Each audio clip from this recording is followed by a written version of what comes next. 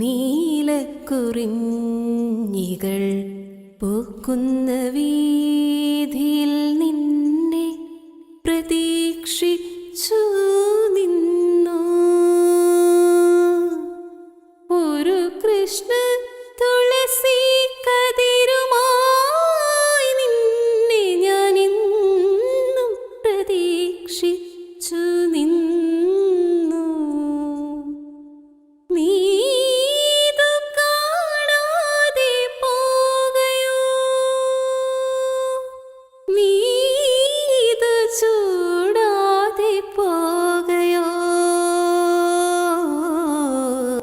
നീലക്കുറിഞ്ഞി പൂത്ത വീതിയാണിത്. 12 വർഷത്തിലൊരിക്കൽ മാത്രമല്ല ശരിക്കും നീലക്കുറിഞ്ഞി പൂക്കുക. 1 വർഷം മുതൽ 16 വർഷം വരെ ഉള്ള കാലയളവിൽ പൂക്കുന്ന കുറിഞ്ഞികൾ പശ്ചിമഘട്ടത്തിൽ കണ്ടെത്തിയിട്ടുണ്ട്. 1838 ഈ 12 വർഷത്തിലൊരിക്കലാണ് നീലക്കുറിഞ്ഞി പൂക്കുന്നു എന്ന് കണ്ടെത്തിയത്.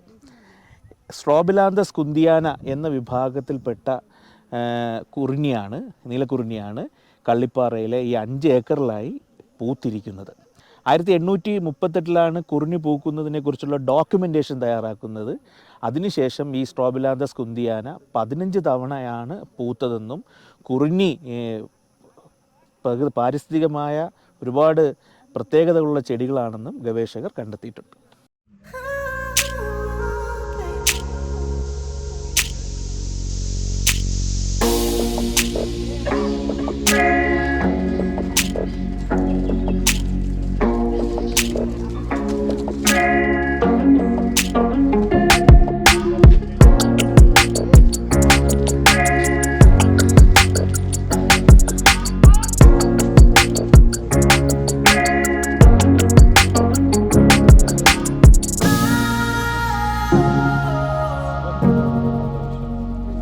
നമുക്ക് ഈ നീലക്കുറിഞ്ഞികളിൽ എല്ലാ നീലക്കുറിഞ്ഞിയുടെ നിരകളിലും ധാരാളം തേനീച്ചകളെ കാണാം. സാധാരണ ചെടികൾക്കൊക്കെ കാറ്റാണ് പരാഗണത്തിന് സഹായിക്കുന്നത്. നീലക്കുറിഞ്ഞികൾക്ക് ആ റോള് തേനീച്ചകൾക്കാണ്. ലോകത്തിലെ ഏറ്റവും പഴക്കമുള്ള ബയോളജിക്കൽ സൊസൈറ്റിയുടെ മാഗസിനായ ലിനയർ സൊസൈറ്റി ഓഫ് ലണ്ടൻ ജേർണലിൽ ഇതിനെക്കുറിച്ചുള്ള ഒരു ലേഖനം തന്നെ പ്രസിദ്ധീകരിച്ചിരുന്നു.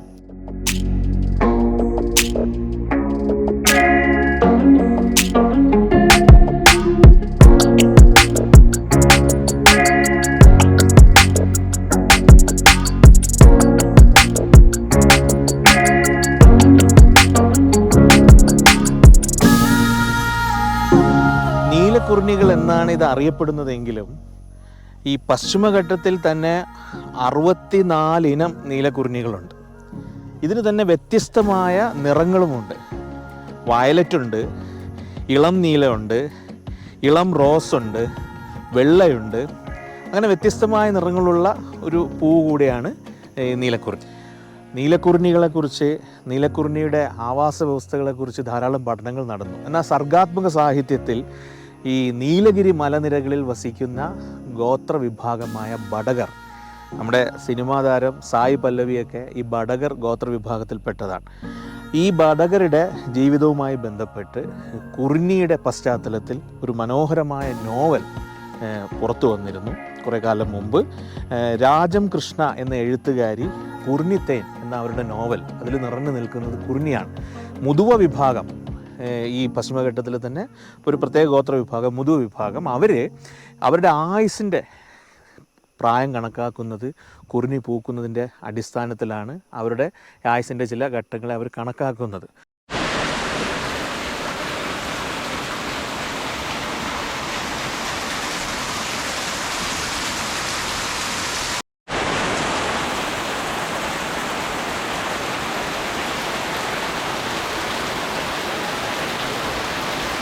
പശ്ചിമഘട്ടത്തിൽ കാണുന്ന 64 ഇനം നീലക്കുറിഞ്ഞികളിൽ 4 ഇനങ്ങൾക്ക് വേറിട്ട സവിശേഷതകളുണ്ട്.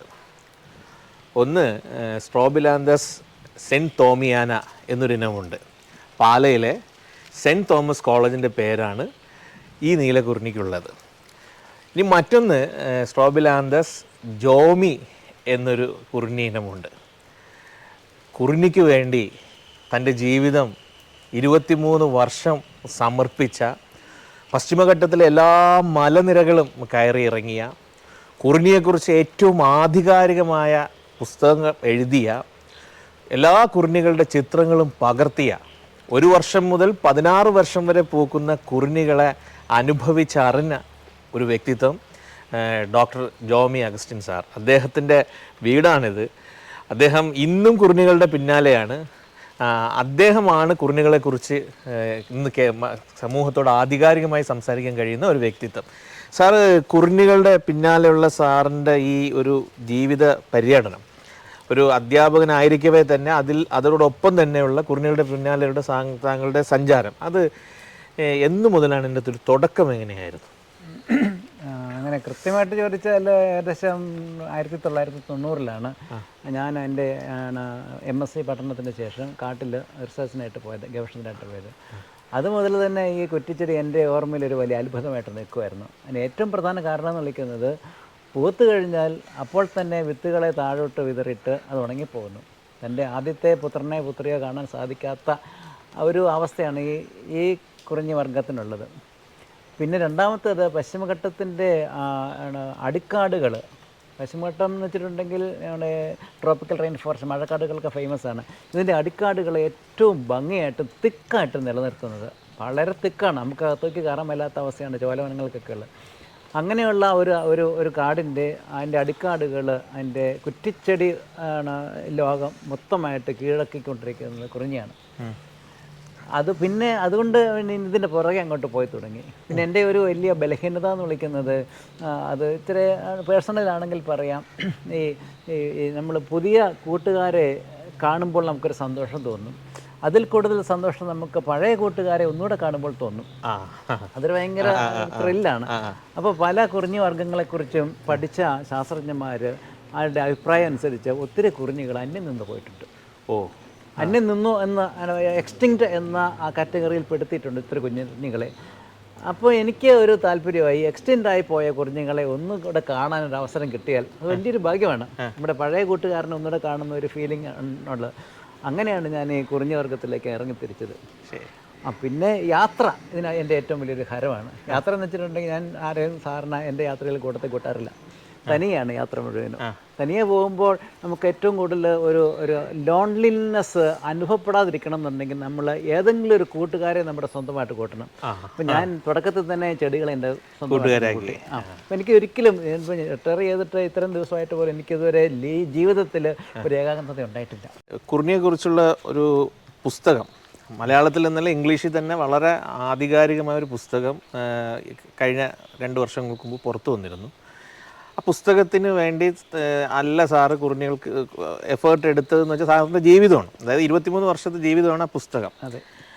അതിലൊരു 20 എല്ലാ ഇനം കുറിഞ്ഞികളുടെ ഫോട്ടോഗ്രാഫും ഉണ്ട്. എന്തൊക്കെയായിരുന്നു പുസ്തകത്തിൻ്റെ പിന്നിലുള്ള സംഗതികൾ? അത് ഒന്നാമത് എനിക്ക് ഈ കുറിഞ്ഞികളുടെ പഠനത്തിനപ്പുറത്തേക്കായിട്ട് അതിൻ്റെ ഒരു സംരക്ഷണം എന്ന ഒരു കൺസെപ്റ്റും കൂടെ ഇതിനകത്തുണ്ട്. ഒരു വസ്തുവിനെ അല്ലെങ്കിൽ ഒരു ചെടീനെ, ഒരു ജീവിയെ സംരക്ഷിക്കണം എന്നുണ്ടെങ്കിൽ അതിനെ കണ്ടേ പറ്റുള്ളൂ.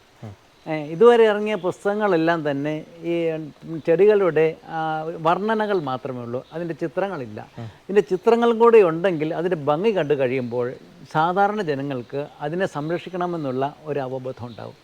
അതിനു വേണ്ടിയിട്ടും കൂടിയാണ് ഞാൻ ഈ ഉദ്യമം നടത്തിയത്. പിന്നെ ഒരു താല്പര്യത്തിൻ്റെ പുറകാണ് എല്ലാ കുറിഞ്ഞിയും ജീവനോടെ കാണുക.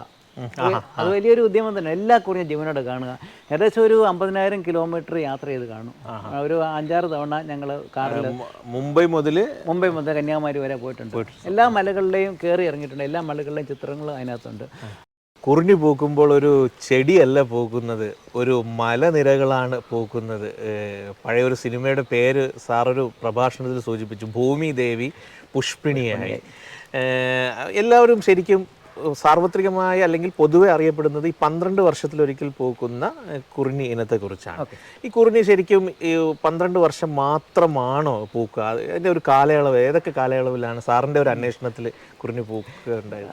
ഈ പൂക്കുന്നതിനെ സംബന്ധിച്ചിടത്തോളം കുറിഞ്ഞി വളരെ അത്ഭുതകരമായ ഒരു ജനുസാണ്. ഈ ജനുസിന് ഏകദേശം ഒരു 600 വരെ സ്പീഷീസുകൾ ലോകത്ത് മൊത്തമായിട്ട് കാണുന്നുണ്ട്. അതിൻ്റെ ഏകദേശം ഒരു 100-ന് മുകളിലുള്ള സ്പീഷീസ് നമ്മുടെ ഇന്ത്യയിലും കാണപ്പെടുന്നുണ്ട്. പശ്ചിമഘട്ടത്തെ വെച്ച് നോക്കിയാൽ അതിന് 65 മുതൽ 70 വരെ സ്പീഷീസുകളാണ് കാണുന്നത്. ഈ കുറിഞ്ഞിപ്പൂവിനൊരു പ്രത്യേകതയുണ്ട്, അത് നമ്മൾ വിചാരിക്കാത്ത കാലയളവിൽ അത് പൂക്കും.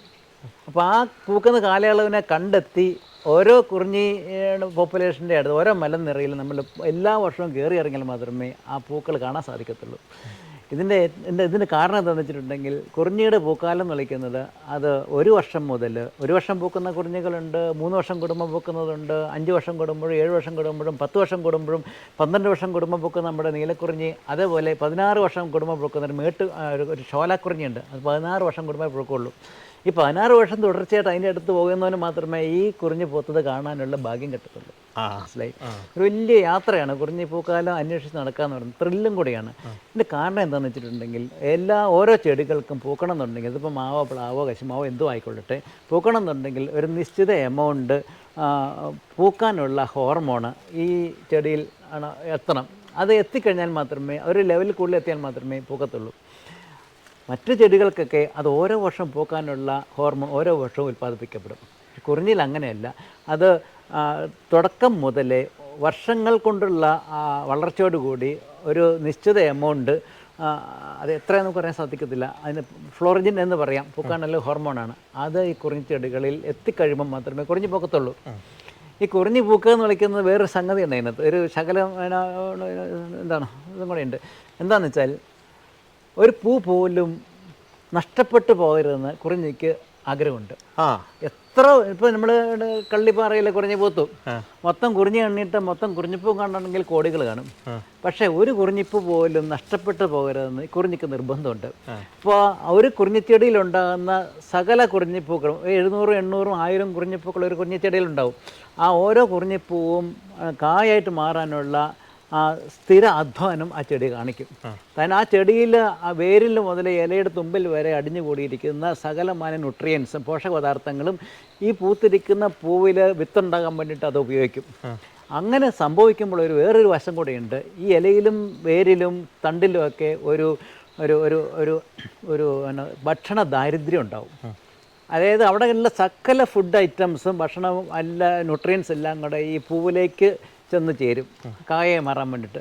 അപ്പം അതിൻ്റെ മറ്റ് പ്രദേശങ്ങളിൽ വേരിലും തണ്ടിലും ഇലയിലുമുള്ള പ്രദേശങ്ങളിൽ ഒരു ഭക്ഷണ ദാരിദ്ര്യം ഉണ്ടാകുന്നത് കൊണ്ട് അത് ഉണങ്ങിപ്പോകും. അതാണ് ഈ കുറിഞ്ഞി പൂത്തതിന് ശേഷം, അതിൻ്റെ കായ ഉണ്ടായതിന് ശേഷം ഈ കുറിഞ്ഞി എല്ലാം ഉണങ്ങിപ്പോകുന്നതിൻ്റെ കാരണം അതാണ്. സാർ, ഈ സെൻറ്റ് തോമസ് കോളേജിൻ്റെ പേരിൽ ഒരു കുറിഞ്ഞിയുണ്ട്, ഇനി സാറിൻ്റെ തന്നെ പേരിൽ ഒരു കുറിഞ്ഞിയുണ്ട്, മറ്റൊന്ന് നമ്മുടെ കണ്ണൻ്റെ പേരിൽ ഒരു കുറിഞ്ഞിയുണ്ട്, അതുപോലെ തന്നെ മലബാറിൻ്റെ പേരിലൊരു കുറിഞ്ഞിയുണ്ട്. എങ്ങനെയാണ് ഈ സാറിന് ഏറ്റവും വൈകാരിക അടുപ്പമുള്ളൊരു വ്യക്തിത്വങ്ങളിൽ ഒരാളായിരുന്നു കണ്ണൻ, പിന്നെ സാറിൻ്റെ പേരിലുള്ള ഈ ഇത്തരം പേരുകളൊക്കെ എങ്ങനെ രൂപപ്പെട്ട് കുറിഞ്ഞിക്ക് വന്നു? അത് എനിക്ക് ഏകദേശം ഒരു ജൂൺ മാസത്തിലെങ്ങാണ്ടായിരുന്നു തോന്നുന്നു ഞങ്ങളൊരു കുറിഞ്ഞിയെ പരിചയപ്പെട്ടിട്ട് ആ കുറിഞ്ഞിൽ പൂവ് കണ്ടെത്തിയത്. അതിനെ അനലൈസ് ചെയ്ത് അത് പുതിയ സ്പീഷീസ് ആണെന്ന് മനസ്സിലായി. അതിന് പേരിടാനുള്ള ചടങ്ങിലേക്കൊക്കെ ഞങ്ങൾ എത്തിയപ്പോൾ ആ സമയത്താണ് കണ്ണൻ മരിച്ചു പോയത്. തേക്കടിയിലെ വാച്ചറായിരുന്നു കണ്ണൻ. വാച്ചർ മാത്രമല്ല, തേക്കടിയിലെ കാട് ഇത്രയും അറിയാവുന്ന ഒരാൾ എന്നെ ഒത്തിരി സഹായിച്ചിട്ടുണ്ട്. എന്നെ തോളിലേറ്റ് പുള്ളി പുഴ കടന്നിട്ടുണ്ട്. അത്രയ്ക്കും നല്ലൊരു സഖിയായിരുന്നു. അങ്ങേര് മരിച്ചപ്പോൾ എനിക്ക് താങ്ങാൻ പറ്റാതായിപ്പോയി. അത്രയ്ക്കും നല്ലൊരു ഒരു ഒരു ഒരു കാടിനെ സ്നേഹിക്കുന്ന മനുഷ്യനായിരുന്നു. അപ്പോൾ ഇങ്ങനെയൊരു സമയത്താണ് ഈ കുറിഞ്ഞി എന്തോ ഒരുപോലെ അതിന് കണ്ടെത്താൻ സാധിച്ചതും കണ്ണൻ മരിക്കാൻ ഇടയായതും എല്ലാം ഒരുമിച്ചായിപ്പോയി. അപ്പോൾ തന്നെ ഞാൻ പിന്നൊന്നും ആലോചിക്കാൻ പോയില്ല. അപ്പോൾ തന്നെ കണ്ണൻ്റെ പേരിൽ ആ കുറിഞ്ഞിക്ക് അങ്ങോട്ട് പേരിടുകയാണ് ചെയ്തത്. എനിക്ക് വളരെ സന്തോഷം കിട്ടിയ ഒരു ഒരു സ്പീഷീസും കൂടിയാണ് ഇത്. സാറിനോടുള്ള ഇഷ്ടം കൊണ്ട് സാറിൻ്റെ സുഹൃത്തുക്കൾ നൽകിയ പേരാണ് കുറിഞ്ഞി. ആ കുറിഞ്ഞി ശരിക്കും നമ്മുടെ ചരിത്രത്തിൽ സാറിൻ്റെ പേരിലുള്ള ഒരു കുറിഞ്ഞി എന്നുള്ളത് സാറിൻ്റെ ജീവിതത്തിന് കൂടെ കിട്ടുന്ന ഒരു അംഗീകാരമല്ലേ? അതെ, ഞാൻ നിരുത്സാഹപ്പെടുത്തി. കാരണം എന്ന് വെച്ചിട്ടുണ്ടെങ്കിൽ ഒരാളുടെ പേര് അയാൾ ജീവിച്ചിരിക്കുമ്പോൾ നിലനിർത്താൻ വേറെ ഒന്നും ആവശ്യമില്ല. അയാൾ മരിച്ചു കഴിഞ്ഞിട്ടാണ് അങ്ങേരുടെ പേര് നിലനിർത്താൻ വേണ്ടിയിട്ട് നമ്മൾ മരങ്ങൾക്ക് പേരിടുന്നതൊക്കെ. ഞാൻ അങ്ങനെയൊക്കെ പറഞ്ഞാലും കുറച്ച് കഴിയുമ്പോഴത്തേക്കുണ്ട് അവരുടെ നിർബന്ധപൂർവ്വം പേരിട്ടേ പറ്റുള്ളൂ എന്ന് പറഞ്ഞു. ഞാൻ പറഞ്ഞു അങ്ങനെ ആയിക്കോട്ടെ എന്ന് പറഞ്ഞാണ് സ്ട്രോബെല്ലാസ് ജോമി എന്നത് മലബാറിൽ നിന്നാണ് നമുക്ക് അതിൻ്റെ കിട്ടിയിരുന്നത്. വീണ്ടും കിഴക്കൻ മേട്ടിലാ കുറിഞ്ഞി പൂക്കുമോ, ഇനി 12 കഴിയണം, കാത്തിരിക്ക വയ്യെന്നു പുലമ്പിയുന്മത്തം കിളി പറക്കുമ്പോൾ മനസ്സു പാഞ്ഞെങ്ങോട്ടണ പതഞ്ഞിളകും പൂങ്കടൽ തിരകളിൽ ചെന്നു പതിക്കുന്നു. നറും നിലാവിലെന്ന പോലതിൽ കുളിക്കുന്നു.